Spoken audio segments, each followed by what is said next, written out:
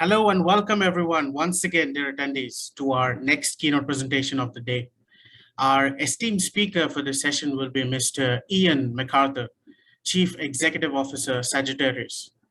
Ian is a highly experienced and an award-winning creative leader, specializing in bringing brands close to their audiences through digital marketing, transformation, and optimization.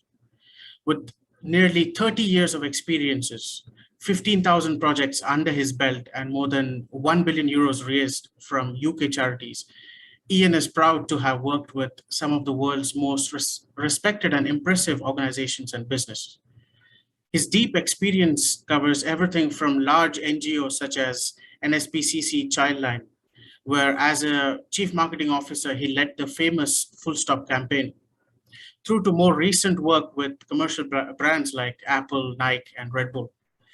He is recognized in the Guardian's Future 50 to Watch, the Drums Digreti, and Bima Hot 100 for his work. He's been lucky enough to win a host of awards and multiple Grand Prix for groundbreaking use of digital in advertising, design, marketing, and social content. He will be speaking on creating digital experiences that convert. Over to you, Mr. Ian. Thank you. Hi, everybody. And a big thank you to Saudi CX and welcome to my session today. As has already been mentioned, I'm going to speak about experiences that convert. I can't stop looking at this photograph just because it gives me a real sense of conversion. And as you'll know, that's the kind of the busy highway as it passes center point. But it's the flurry of tail lights that really kind of send a message to me that we're open for business. So I thought I'd use it at the beginning of my presentation because it just kind of like really attracts me to stuff. So I'll introduce myself, just give a little bit more context to what's already been said. I'm Ian MacArthur. I'm the CEO of Sagittarius. We're a leading global digital agency, and we're also a gold sponsor of today's event.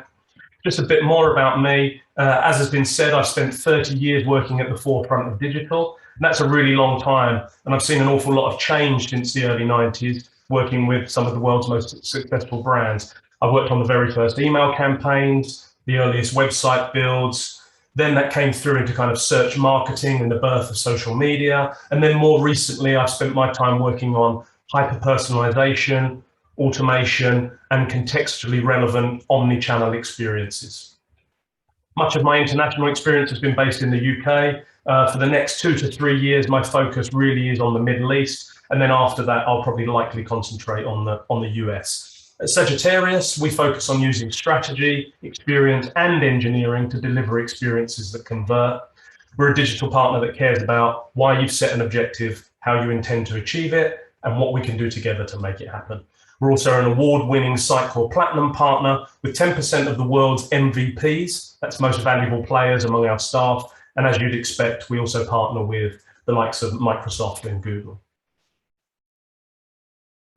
Across our team, we've worked with some amazing brands at a global and regional level, everybody from Coutts to Royal Jordanian, everybody from Air Arabia to Nike. And it's just really this pedigree that allows me to speak candidly today about CX, where it's come from, and perhaps just give you some really quick but solid advice about the things that your business and as brand owners, you can start to do in order to step up to the next level. And as you're listening, you'll already get a sense of where you sit on your CX journey and perhaps where you could place your logo on this chart, how digitally mature your business is and what opportunities really lay ahead for you. You may feel that there's lots to do. You may have to catch up. Don't be concerned. There are experts like ourselves here to support you. You may have also invested in CX quite heavily, and therefore you just need to keep up with the competitors around you to stay relevant.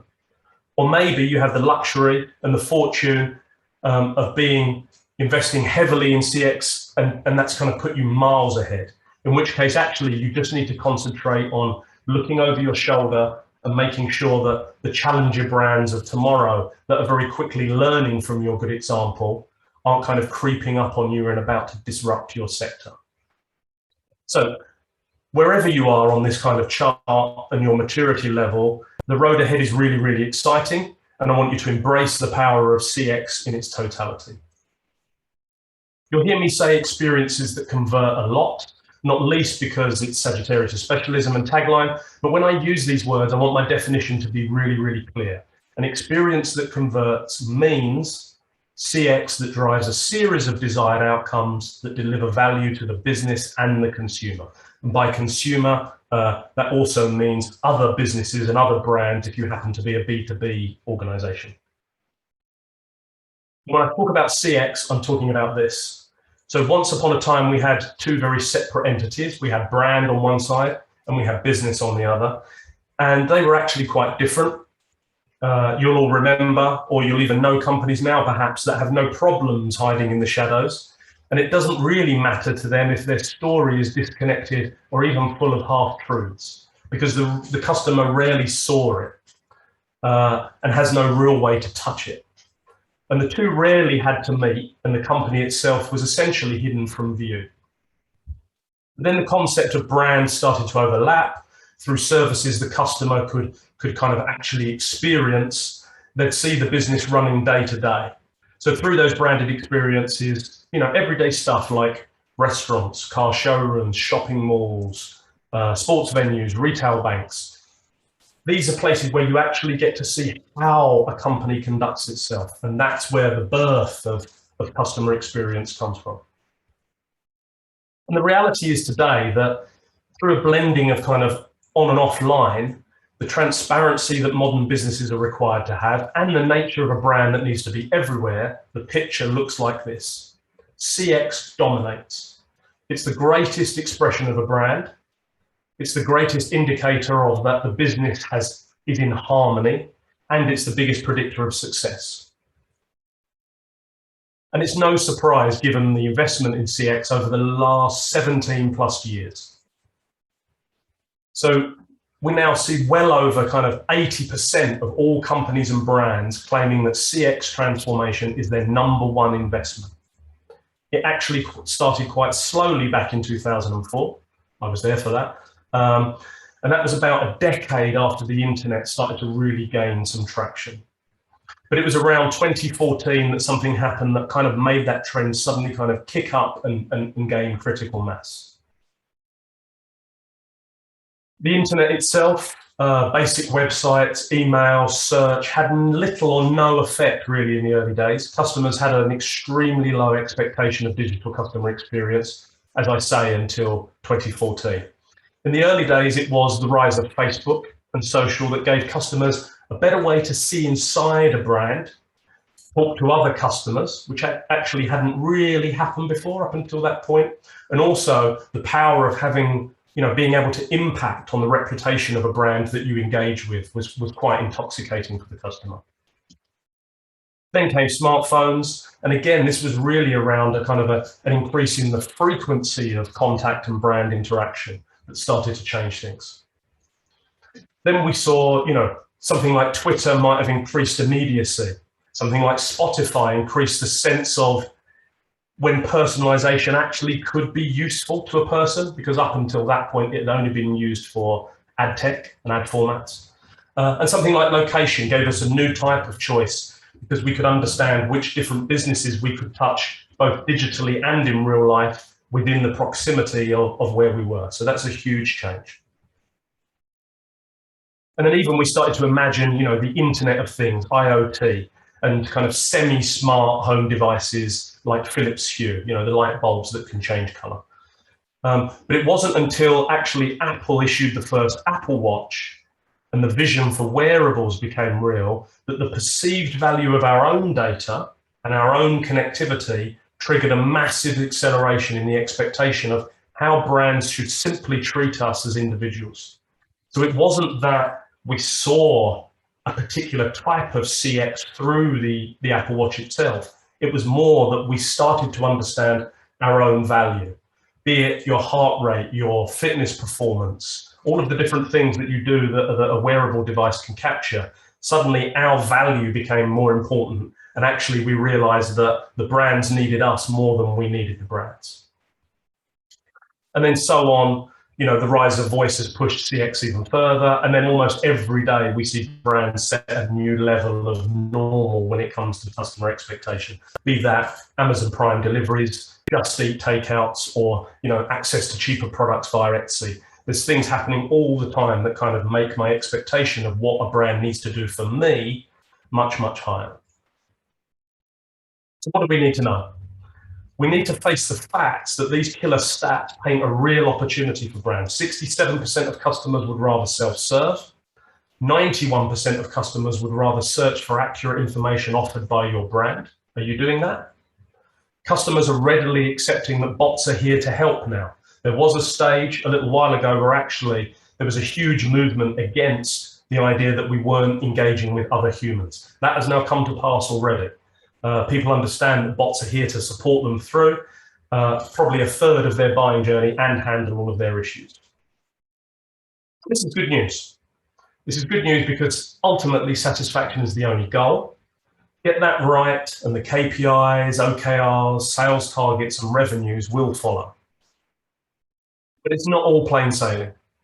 The road to 2020 was well understood, but then everything changed. Digital got its lucky break, but at the expense of the human race, and we suffered. The trend curve kind of kicked up even steeper and faster, and in many countries where we choose to live, work, travel to, has been revolutionized and turbocharged by both COVID and this new drive through digital CX. The conservative estimate is that we've seen about a 5-year shift over the last 18 months. Now that's incredible if you consider the length of a full technological cycle is just that 18 months. So we've seen 3 really big leaps in digital progression since early last year, which is pretty incredible to get your head around. But our friend Satya at Microsoft thinks it's happened even quicker than that. At Microsoft, they saw the first 2 months create a 2-year change in their business. And they've got the kind of data to support this. So if you imagine the impact on cloud demand for Azure, the impact on the demand for their cognitive services like AI and machine learning, it literally, the trend curve basically goes straight up. And that's where we are today in 2021. The customer of 2025 has arrived early and they need more from your CX. And it's not like you have a choice. 17 years ago, the biggest differentiator was product. All that mattered was that your product was better, easier to understand, and hopefully cheaper. And then we saw the rise of brand, and it became the key to success in a modern world. Cheaper was no longer the winner, and product name and packaging and business reputation started to come to the fore. Now, at this stage, just over a third of people said that that was their key reason to make a decision, a favorable decision towards your brand. So it was that kind of brand activity, how you kind of presented yourself was their big decision maker. And then we started to see a crossover thereafter. And this is where kind of like brand and product became one, where it touches and serves the customer, the true birth of digital CX. And that's something that kind of connects on and offline. And this has become the #1 differentiator for all brands. So 68% of businesses now know that the difference between you choosing them and their competitor is CX, nothing else. That's enough of the theory. We're kind of about halfway through now, so I thought it might be useful if I just kind of gave you some nuggets of advice, far more executional. There are many pillars to a world-class CX strategy, but today I've chosen to advise you a little bit on VOC, and that's voice of the customer. You'll be fairly familiar with that, I hope. And it's a really important part of a really good strategy. It's crucial for your business, and it will be key to your success as global businesses with a global customer base. Many different cultures will choose to engage with you in different ways, and it's really important that you can capture that. So this is just 10 quick tips. If you're already doing some of these, please do some more. If you haven't started yet any true VOC activity, then just choose one perhaps and make a start. And hopefully there's just something in here that might inspire you and get you to think a little bit differently. So #1 is to optimize. Here's an example from SiteGround. They're a website services provider that you may have heard of, and they pride themselves on customer service. But they optimize that flow immediately by ensuring that they're getting a rating, and it's packaged up quite nicely, as you can see. And then they really kind of push you for a review. And then as they kind of flow around that optimization cycle, they'll use that content on third-party review sites to then kind of supplement or influence your opinion. So whatever happens, kind of go through that cycle. Always make sure you're optimizing. Don't let a single review go to waste. Number 2 is social. Sounds quite obvious, but actually you need to leverage social and perhaps flip it. We've gone through perhaps a decade and a half of using social listening really importantly, but I'm almost going back to the idea that actually there is some value in the broadcast element of it. So here's an example from Hyatt-centric boutique hotels, and they're always asking for feedback, and their form is structured in a way that allows them to capture insights in a really, really distinct way, and then push positive reviews out through their Instagram and sponsored content. So again, it's making the absolute most of the great things that customers say about your brands. Third, be human.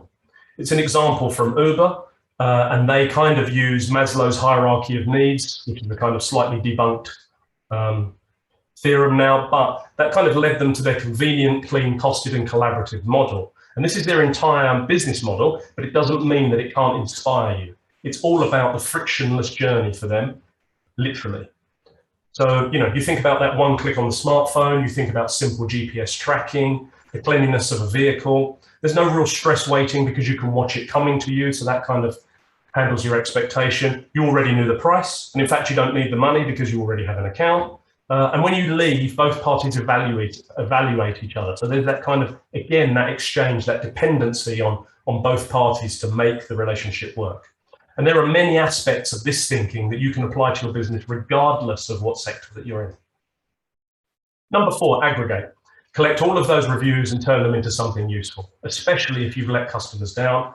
This is a well-trodden case study from Dell's IdeaStorm, and you'll know about it. You know, they took 1,533 complaints and turned them into true product development. You know, they created a panel and it changed their fortunes. So you do have to ask yourself, you know, what are you doing with any negative feedback that you get? It's really, really important. Number 5 is bake stuff in. At the top, we can see an example from Atlassian.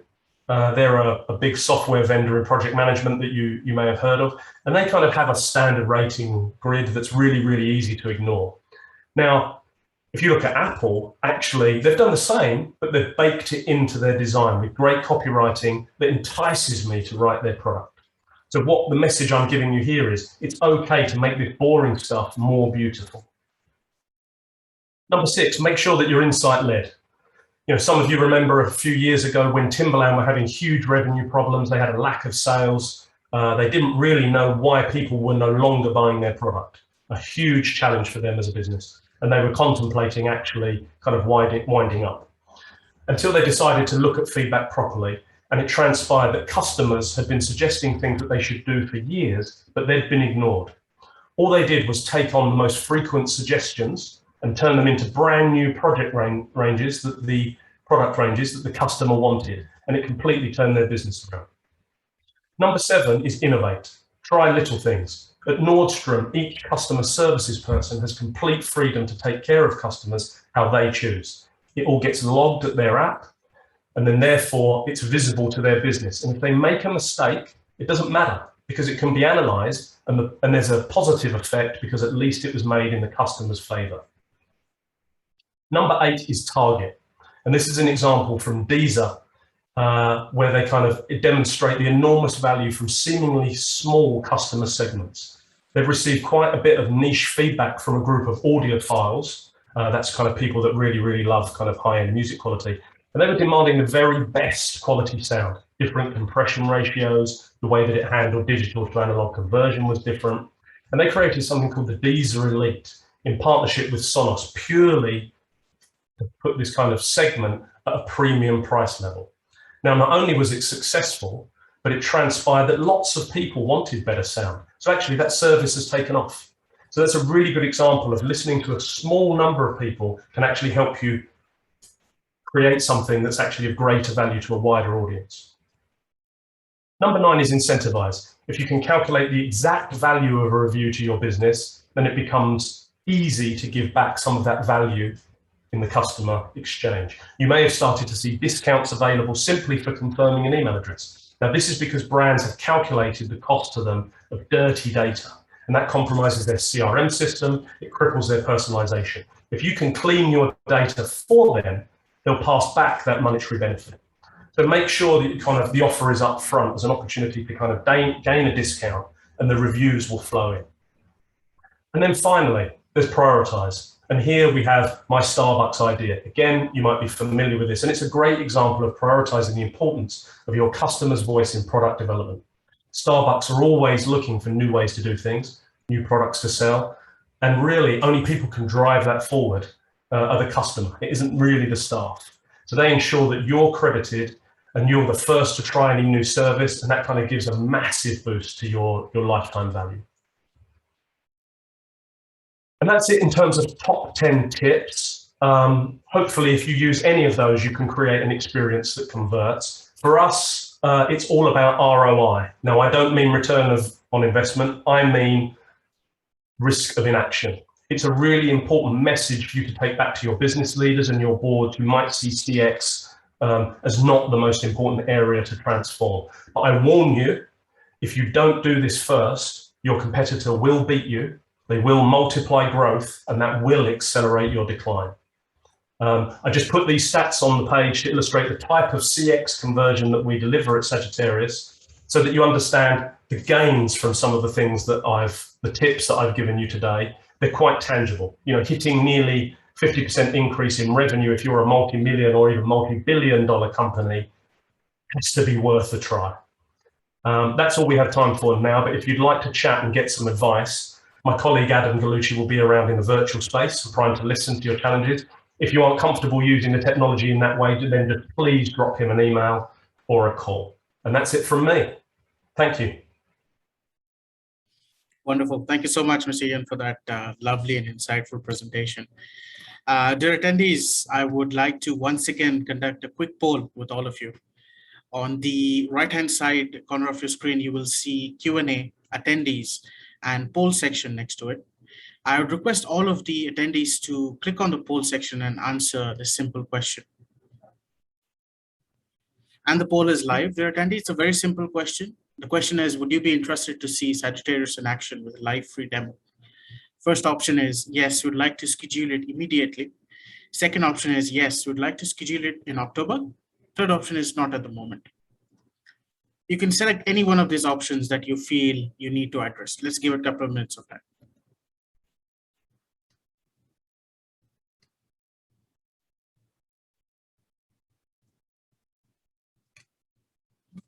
In the meantime, Mr. Ian, we have a couple of questions from our attendees that I would like to address to you. The first question is, what are the most important first steps for a brand to start getting better at CX? From my personal opinion is I always tend to start with what we would call CRO, conversion rate optimization, just from a test to understand what friction exists within your existing experience. I think that's the most important first step. It's very easy as humans to imagine either the brand flow is quite simple or the ability, if you're an e-commerce brand, then the journey to the basket is quite simple, but actually you need the technology to understand where the friction, where the tension is, where the barriers are. At Sagittarius, we use technology that will tell you the exact dollar amount that you are using through core CX. And actually that's a really good place to start, because then it helps you take back the amount of revenue that you're effectively losing at the moment back to your board. And that can be a really good conversation to start getting investment from leaders that don't necessarily understand the technology, perhaps don't need to, but really can immediately see the benefit of the changes that you can make. And then that will help you invest in the digital work to change it, because you'll understand the offset of the investment in work versus the scale of the revenue that will be realized. Wonderful. Thank you so much, Mr. Ian, for that. We have one more question from Mr. Shahid. Mr. Shahid asks, how do you interact with the ultra-high net worth individual who is hesitant to reveal their identity or contact? Yeah, that's really interesting. So we work a lot with private banks and investment funds, and they have some, as you can imagine, some really high net worth individuals. Now, the technology that we use, we're a cycle partner, and we use a piece of technology that does something that I would refer to more as personification instead of personalization.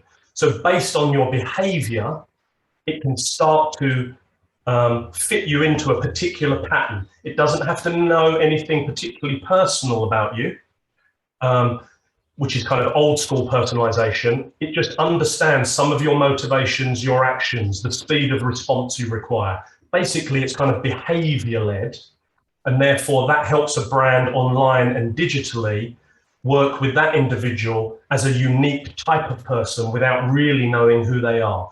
So serving you up contextually relevant content, making sure that the speed of access, making sure that the journey is perhaps shorter if you're somebody that's displaying the urgency is how you like to operate as a business or as an individual. So there are lots of ways to let the technology personify the experience tuned into somebody's need states. Again, somebody that is a high net worth individual can have different demands on different days. And again, you want your technology to be set up in a way that understands that at any given moment and fits them into a pattern that's relevant to them at that moment, instead of assuming that they're this type of customer and then treating them like that all of the time, when actually their motivation has changed completely. And we work with banks where, banks is a good example, but we work with financial organizations where actually a high net worth individual can want any number of different product types or services and engage with them in completely different ways. And if they treated that individual the same for all of those, they would lose that customer. So it's really, really important that you set up your technology for that. Sitecore is, the leading DXP for that. So I would always recommend that platform. Wonderful, wonderful. Thank you so much, Mr. Ian, for that lovely explanation. And once again, I would like to thank you for that lovely and insightful presentation.